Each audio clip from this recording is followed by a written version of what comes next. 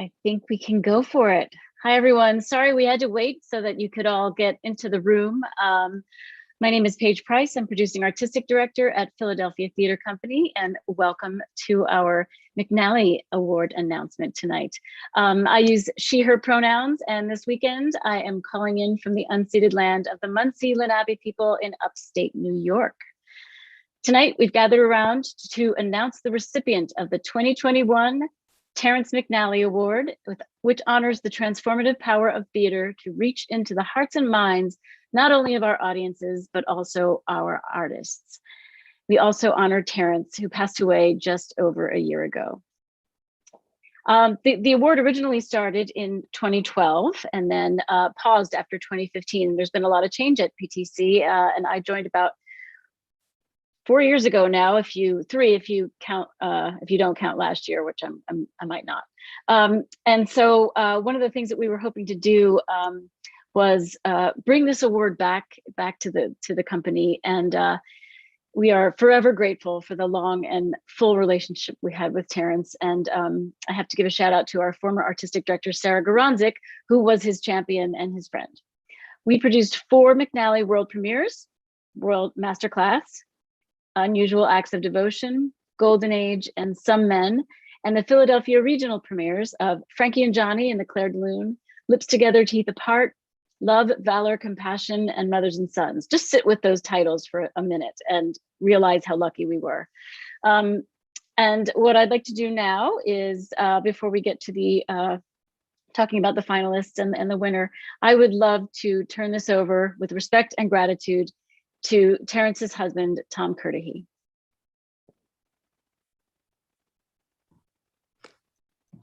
Good evening, everyone. My name is Tom Curtihy, and it's the great privilege of my life to have shared my life with Terrence McNally.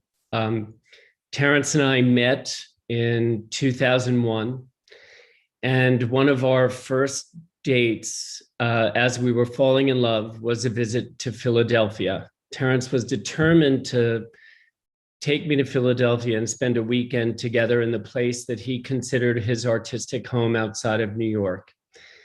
He took me to Philadelphia Theater Company and showed me the sights and showed me the birthplace of Masterclass and so many of his works. We met and fell in love and spent 20 years together. It pains me that the man who chronicled a pandemic was felled by this pandemic, but it gives me great joy and pleasure to know that his legacy will be preserved and celebrated in the voices of next generation playwrights, and nothing would please Terrence more. I wear his ring on my finger with mine. I feel so fortunate and blessed to have his words to live with and to comfort me and to inspire me, as I hope he will inspire generations of artists to come. But tonight is a celebration of Philadelphia Theater Company, of the city of Philadelphia, and of playwrights across the globe, but playwrights who consider Philadelphia their home. I'm thrilled to be a part of this evening's ceremonies, and I'm grateful to Paige and Jeffrey and everyone at Philadelphia Theater Company for inviting me to be a part of the celebration of Terrence's life. Thank you.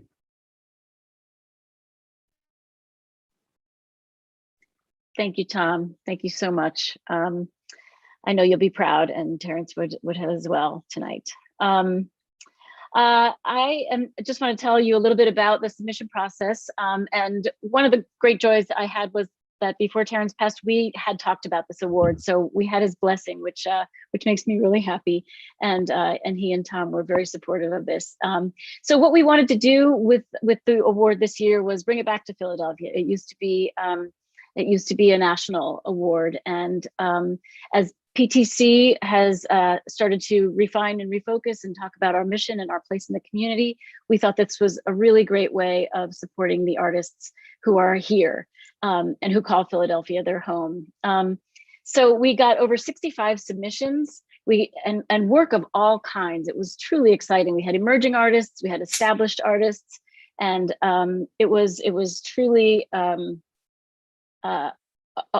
an unbelievable way to get to know the artists from Philadelphia. And I will take a quick second to acknowledge Allison Fifield, who really organized this whole process administratively, and she read every single play, and without her, we could not have done this. So the award itself says, and I'll read this: the Philadelphia-based playwright selected for the McNally Award will receive a cash award of $5,000 and developmental guidance at PTC, including administrative and dramaturgical support. We will also facilitate access to professional connections for the future of the playwright and their work following the exploration at PTC. So we knew that no matter what state the play was in, we could help and provide support, and that's what we need to do. And talking to the artists specifically about what they need and what they want. One of the most exciting conversations to have with a playwright is about, what do you want to do next? So that is our privilege. We had two panels. The first panel was 10 people, local artists. And as we also refocused the award, we wanted to make sure that the adjudication group was paid, first of all, and also was made of people from the community, not just playwrights, not just dramaturgs, but artists and educators. And so I'm gonna give a shout out to these panelists: Ange Bay, Lauren Davenport, Walter DeShields, Neil Gupta, Jay Hernandez, Heather Hylinski, Alex Rosenfield, Ed Sobel, Kyle Wyatt, Kenny Zhu, and Angel Chasko. So big shout out to them for the serious and thoughtful reading they did. We gave them a lot of homework, and they did a great job helping us cull all those plays down to 11, because why make it 10? 11 finalists. So our final panel had some previous winners on it, in fact. So Jackie Goldwinger had won a special citation of the award. She was the only woman to do that, and she joined our final panel. James Iams unfortunately had to step away due to personal reasons, but he was a former winner as well. Azale Williams was a former winner. He joined us. Carrie Chapter, PTC's former literary manager. Gail Smith, Jeffrey Page, who I'll talk about in a second. Tom Curtihy, who you just met. Myself, and Santino D'Angelo, who is works with Tom and Terrence's foundation. So next, I'm going to introduce you to the resident artist at Philadelphia, it's Friday, Philadelphia Theater Company, who is the newest member of our team, our artistic team. He is our resident artist, and his name is Jeffrey Page. Here's a little bit about Jeffrey. PTC resident artist Jeffrey Page is an opera and theater director of both classical and contemporary works, as varied as the Tokyo production of Memphis to the upcoming Broadway production of 1776 that he will co-direct with Diane Paulus and also choreograph. Jeffrey has been nominated for an Emmy Award, won an MTV Video Music Award for his work with Beyonce, and was the associate creative director for Mariah Carey's Sweet Sweet Fantasy European Tour. He's been a featured choreographer as well on Fox's So You Think You Can Dance. He recently directed Making the Show for Prospect Theater in New York City, which we are currently showing, which he directed, which is about the first major Black filmmaker, Oscar Michaud. And he is also on every Friday, because we like to keep him busy. Every Friday, he is on the WURD radio show Stage Door every Friday at noon. So we hope you'll tune in for him to talk about current events and arts and theater and culture. Jeffrey, come on in. Hello. Hey, Paige. Hi, everybody. How's it going? So I'm Jeffrey Page, as Paige mentioned. It's kind of odd for me to say I'm Jeffrey Page, as Paige mentioned. Thank you for everyone for tuning in. As you can see, I'm at I just got finished teaching the class. So this process was really interesting. I struggle often with the idea of judging a person's art and artists against other art and artists. And I haven't quite reconciled with that just yet. But nonetheless, we had several amazing playwrights who submitted work to the application process. Many a nights I sat in my apartment and cried. And I lived in an apartment complex, so my neighbors heard me cry, they heard me laugh, they heard me get angry by myself in my apartment reading these amazing scripts. So this was quite an experience that I'm so pleased to be a part of, and to lead with Paige and with Allison. So we are on to let's thank some sponsors. I first want to thank Gail and David Smith and Dr. Peter H. Arger. He donated in memory of Donald S. Wilf. And the playwrights who submitted, we came up with 7 finalists, and those 7 finalists are Ellen Feldman for the play A People, Nikki Brake Sela for her play Trouble of the World, Rachel Graff Evans for her play Pheromone, Lee Edward Colston II for his play The First Deep Breath. And then we have Griffin Horn for his play Our Beautiful Anxious Hearts. And then we have Erlina Ortiz for her play La Mure. And then we have Bruce Walsh for his play Prospect Hill. We gave away two honorable mentions to one finalist, Lori Felipe Barkin, and that was for her play Floor Underwater. And then we also would like to extend an honorable mention to Jarrett McCreary for his play Dirt Ash Dead Tree. Now moving on to our runner-up, and our runner-up is Paige Zubel for her play Actually Honestly Going to Fucking Die. And it brings me great joy to announce the winner of the 2021 Terrence McNally Playwriting Award. And the award goes to, drumroll, Danye Love for his play What Will Happen to All That Beauty. So I want to congratulate all the playwrights. It was such an honor to get to know all of you through your magnificent work. I also want to second Paige's comments and thank all of the review panels. This could not have been done without you. And I can't wait to meet you in person one day very soon. And with that said, I wonder if we can pull Danye up to the stage. I would love to have a chit chat with Mr. Love. Danye! Hey, Jeffrey! Hey!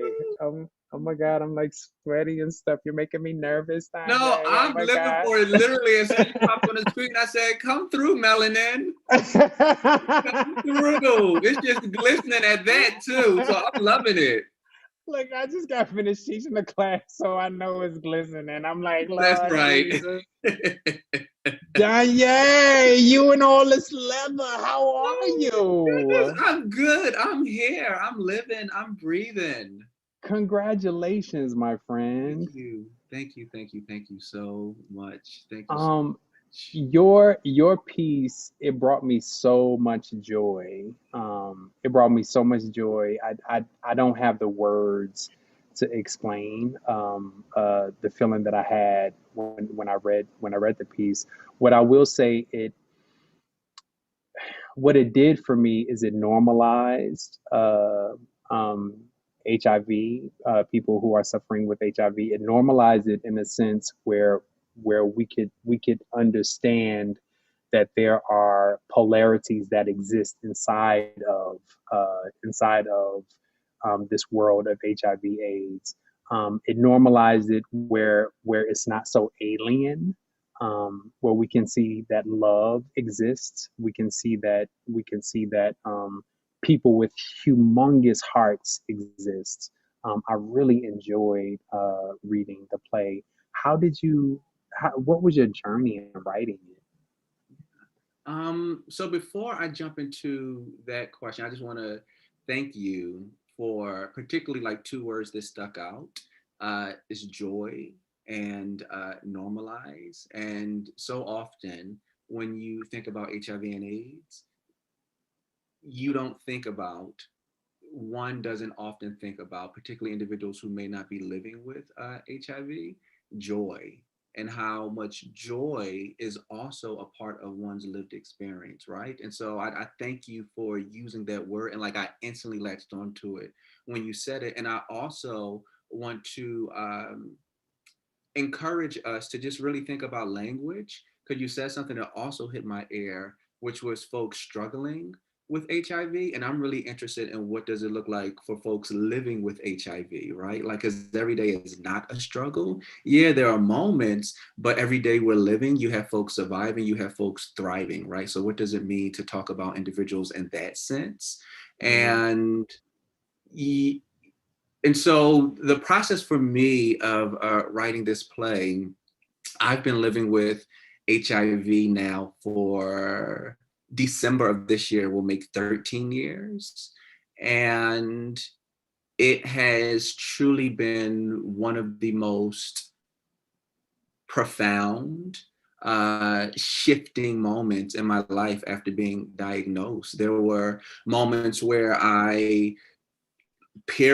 long periods of time where I didn't talk about it. I kept it to myself. Like after disclosing to like close people, I just never talked about it at all. And then I got to a point of the shame of that was literally eating me inside. And I had to talk, I had to share. And what helped me throughout that process was writing. And about 3 years ago, I was thinking about this play. I was really interested in what does HIV and AIDS look like within a family over multiple generations, and how does one learn from the past, and how does one repeat the past, and what does that look like, right? How do you navigate and hold space for that? And I actually didn't start writing it when it first came to mind. I kind of like, okay, this play feels like it's going to be a lot. So let me get myself together. So 3 years go by, and actually the top of last year, quarantine, I had nothing but time, like the rest of the world. And I was privileged, fortunate enough to hold space with virtual space and chat with Black same gender loving men who survived the AIDS crisis. Some were diagnosed around that time, some lost lovers and friends, and some a combination of both. So it was just really nice to hold space with these men. And there was a common theme with all of the individuals who I spoke with. And it was one, what you talked about earlier, joy. The amount of joy that these men have blew me away. They also had so much hope, and that which is so affirming, particularly at the top of quarantine. And then also it was this overwhelming sense that like everything will be okay, and I'm finally able to tell my story because I've often been forgotten in the narrative. So after having these conversations that literally I still go back and listen to this day, after having those conversations, I sat down and I just opened myself up and I said, okay, Danye, let's get it. And thinking about, again, what does this story look like through a generational lens, and being able to see HIV and AIDS in one period, and what does it look like then, and what does it look like now, right? And again, what are the similarities? What are the differences? Thank you, and thank you for correcting me with that. I think words are so powerful. I think words are spells. So I'm so pleased to be corrected, and because I want to know the right spell. I want to know I want to know exactly what I'm putting out into the world. So I appreciate you correcting me. um, what was the healing process, or what was the healing process of this? And what I'm trying not to say, Danye, is I'm trying not to say that I sent you a message on Facebook, and it was a random message, and I simply said thank you, um, because it hit me so hard. I have a lot of friends who I love, um, who are experiencing life. They're living their best life. It ain't all tragedy. It ain't all like, all of this. And when I read your piece, I felt God. I felt a sense of joy and a sense of life, that was present. So I'm curious to know, what was the healing process? What was the process in general, in term after you finished it? Like, did you take a minute to smoke a spliff? Did you take a minute? Did you take a minute to take a shot? Did you cry? Did you love up on somebody? Like, I'm just curious to know, like, what was the experience after you kind of finished that last sentence? Yeah.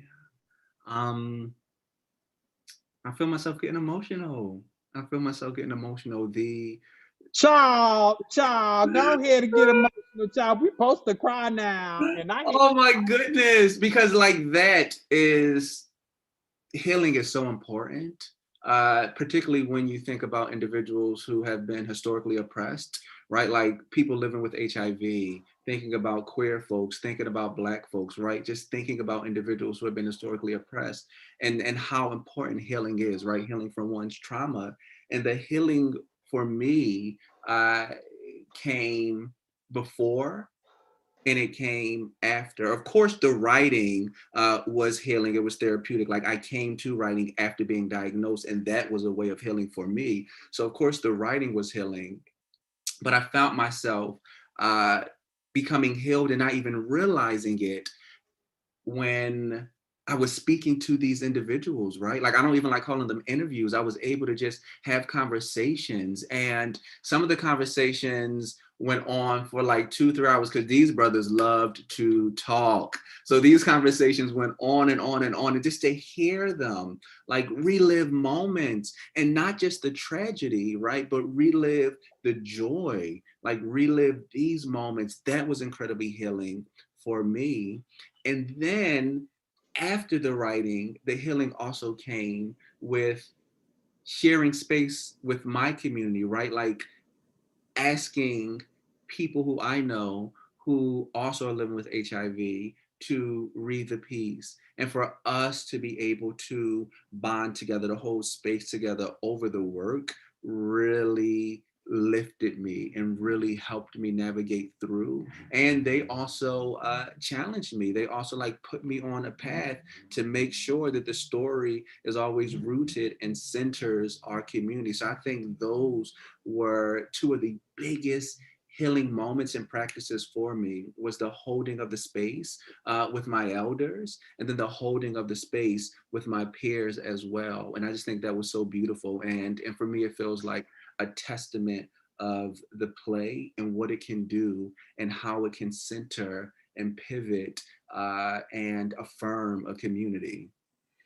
I want to venture to open this dialogue up just a little bit, but I want you to feel free to correct me. I want you to feel free to like bop me over my head if I say something that is not correct.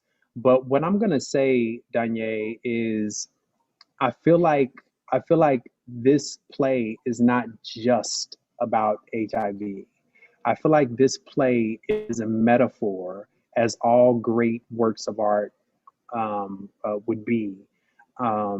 It's a metaphor for how we choose to live our lives. It's a metaphor for the perspectives that we choose to put onto life, and the ways that we allow for life to work on us. So I think people would engage in this work wisely if they understood how to open up their minds to the larger metaphor that you're getting at. So I think you speak about HIV and AIDS with such generosity and such sincerity. But I would also say that that there's a huge metaphor there, for people who are dealing with traumas that they have yet to name.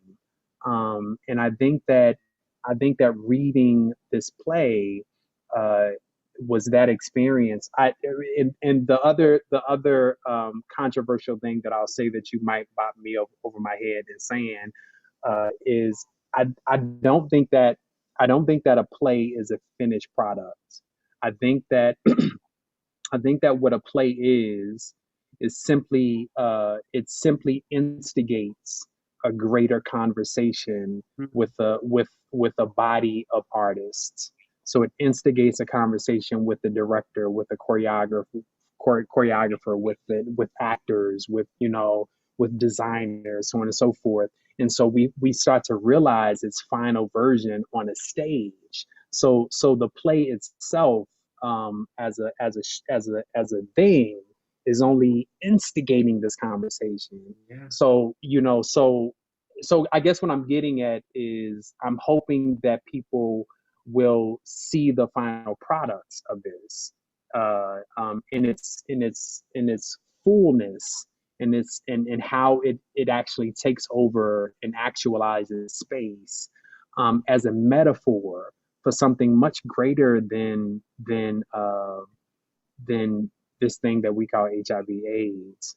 That's what my hope is. I mean, what do you think about that? Have I said anything off? Is no bobs? You're not getting no bobs right now. No bobs over the head. Absolutely. I find myself thinking about and the foreword for Sula, Toni Morrison says, "Nobody was minding us, so we minded ourselves."